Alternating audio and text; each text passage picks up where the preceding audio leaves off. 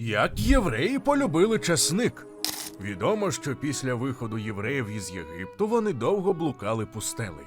Зрозуміло, що тоді їм бракувало багатьох речей, серед яких були і звичні продукти. Потреба в них була такою великою, що про це навіть залишилися записи в біблійних текстах. Зокрема, там йдеться про те, як євреї скаржилися Мойсею на відсутність у своєму меню риби, огірків, зелені, дин, цибулі і часнику. Здавалося б, досить таки специфічний овоч. Часник, який підходить не для кожної страви, проте євреям його вкрай бракувало.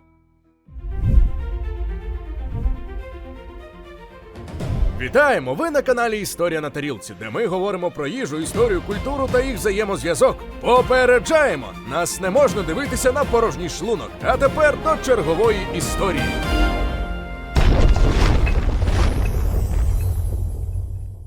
Ось буквально цитата. «І забаглося мішаній юрбі, що була серед них, їсти так, що й сини Ізраїля собі стали плакати. То, мовляв, дасть нам м'яса їсти. Ми згадуємо рибу, що задарма їли в Єгипті, огірки й дині, і пір, і цибулю, і часник. А тепер душа наша в'яне, немає нічого, тільки манна нам перед очима». Виявляється, часник, як надзвичайно корисний продукт, був відомий із давніх давен. У Єгипті його цінували так високо, що головки часнику клали навіть до гробниць для знаті. У такий цінний продукт, звісно, закохалися й євреї, які оселилися в Єгипті. Для них він став невід'ємним інгредієнтом суботніх страв. Наскільки важливим уже тоді був часник, свідчить той факт, що у Талмуді йому присвячено кілька рядків. Археологічні дані свідчать, що в Єгипті часник вирощували задовго до того, як Яків прибув до цієї країни зі своєю родиною. За повідомленнями грецького історика Геродота, єгипетська влада закуповувала величезну кількість цибулі, редиски й часнику, щоб годувати будівельників пірамід.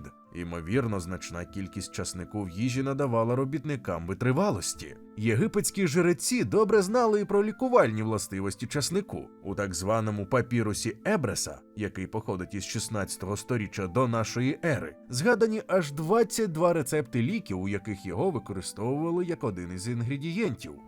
Хвилинка уваги для тих, хто ще не підписаний на наш телеграм-канал. У нас там не тільки анонси нових відео, а ще й безліч цікавих історій і фактів, які ми не публікуємо на Ютубі. Посилання у описі і прямо зараз на екрані.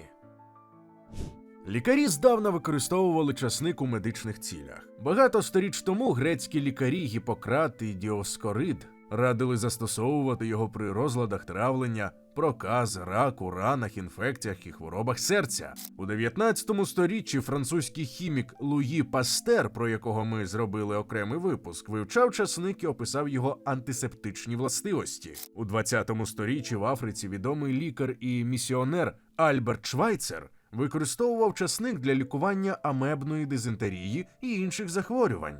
У 20 сторіччі науковці встановили хімічний склад часнику і довели, що алін, який входить до складу часнику і перетворюється на аліцин при його кришінні, знищує мікроорганізми так само, як пеніцилін. Саме тому часник не дає розвиватись пліснявим грибкам і знищує мікроби, а також паразитів. Часник має стерилізуючу дію і його можна вживати під час отруєнь. Він покращує роботу клітин головного мозку, зміцнює імунітет, знижує тиск і рівень холестерину в крові і сприяє розчиненню тромбів. На відміну від цибулі, яка може спричинити печію у шлунку, часник безпечний навіть для людей із виразкою. Його печіння відчутне лише у роті. Часник – це чудовий засіб профілактики інсультів, інфарктів та інших серцево-судинних захворювань. Але повернімося до євреїв, які здавна приписували цьому овочеві надзвичайно важливі і навіть чудодійні властивості. Одна з них – це підвищення тонусу людського організму. Цікаве й те, що часник для євреїв – це природний афродизіак, який радили вживати у п'ятниці, адже цей день вважають традиційним для виконання подружнього обов'язку. Ба більше, вважали, що він, попри свій специфічний аромат, сприяє розвитку пристрасного кохання і послаблює почуття ревнощів. У Талмуді євреїв, які святкують шабат, називають ті, хто їдять часник.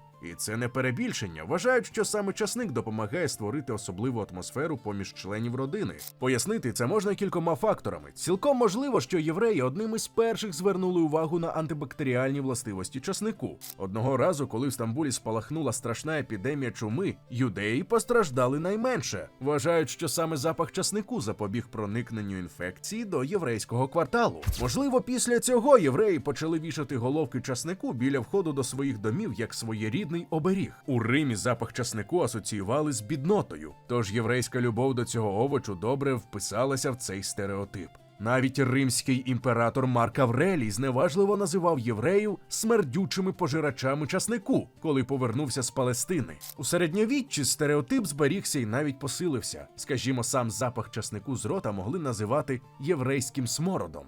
У ряді мусульманських громад не заохочували вживання часнику. Ті ж, хто його їв, автоматично переходили до нижчої категорії громадян. Отож, використання часнику ставало не лише кулінарним маркером, а й певною межею між громадами, навіть якщо вони жили поруч. Наявність часнику в їжі вважали типовим єврейським елементом, який виокремлював страву серед решти. Єврейську традицію вживання часнику дуже вдало використала іспанська інквізиція. Коли наприкінці 15 століття в Іспанії почалися гоніння на євреїв, то декому з них удалося залишитися в країні, прийнявши католицизм. Так вони сподівалися врятуватися від фанатиків. Але не можна увійти у воду, не замочивши ніг. Прийнявши християнство, єврей для свого спокою мав також відмовитися від національних традицій, зокрема й від уживання часнику. Адже в одній з книжок, присвячених цьому періодові, капелан севільського архієпископа Андрес Бернальдес із холодною жорстокістю описував, як інквізитори виявляли таємних євреїв. Вважали, що якщо від когось чути запах смаженої цибулі чи часнику, то це найімовірніше єврей. А оскільки він не розстався зі своїми звичками, то потайки сповідує свою релігію, що в Іспанії 15 століття було суворо заборонено. До таких людей застосовували насильство. Країною ходили активісти, буквально винюхуючи євреїв і їхні домівки. На відміну від Іспанії, на землях Німеччини до єврейських громад ставилися значно ліпше. Там навіть утворився район, який називали часниковими громадами. Він містився поблизу міст Шпаєр, Вормс і Майнц. Ця дивна назва виникла від поєднання початкових літер назв цих міст – ШВМ. У єврейському письмі літера В подвоюється, що дає вимову У. Так виникла абревіатура ШУМ, а це слово з івриту перекладають як часник. Отож у Німеччині утворилася Кейлат Шум – часникова громада. Проте існує й інший бік медалі. Антисеміти ще від часів середньовіччя малювали карикатури на євреїв, зображаючи їх із головками часнику в руках. А щоб було зовсім зрозуміло, на їхній одяг прикріплювали жовтий знак як відмітний символ, а до рук, окрім часнику, вкладали мішок з грішми. Звісно, таке ставлення було гуманніше, ніж у Іспанії, та не варто забувати, що після страшної епідемії чуми в Німеччині євреям також не солодко випало. Їх грабували, виганяли, убивали. Подібні карикатури стали лише частиною процесу дегуманізації євреїв у Західній Європі. У 18 сторіччі німецький науковець Йоган Якоб Шуд писав: «Палаци євреїв, можливо, дуже елегантні, обладнані вишуканими меблями і витонченими прикрасами, але коли заходиш, то знаходиш там євреїв, які пахнуть часником». Часник був і залишається важливим овочем національної єврейської кухні, а також рослиною-оберегом. Дотепер біля входу до єврейського житла можна побачити підвішений часник, який використовують як захист від зурочення. Особливо часто це трапляється в євреїв-сефардів. Раніше вони використовували цей овоч у майже всіх важливих обрядах. Під час обряду обрізання поруч із немовлям на подушці обов'язково лежала головка часнику. Коли проводили викуп первістка, то гостям дарували часник. Навіть коли когось надмірно хвалили, то про всяк випадок казали «нехай піде в часник», як зичення захисту від лихого ока. На сьогодні, мабуть, це все. Це перше відео у форматі нації і її зв'язку з конкретним продуктом. Тому якщо такий варіант історії на тарілці був вам цікавий, обов'язково розкажіть нам про це в коментарях. А ми вже працюємо над новим випуском.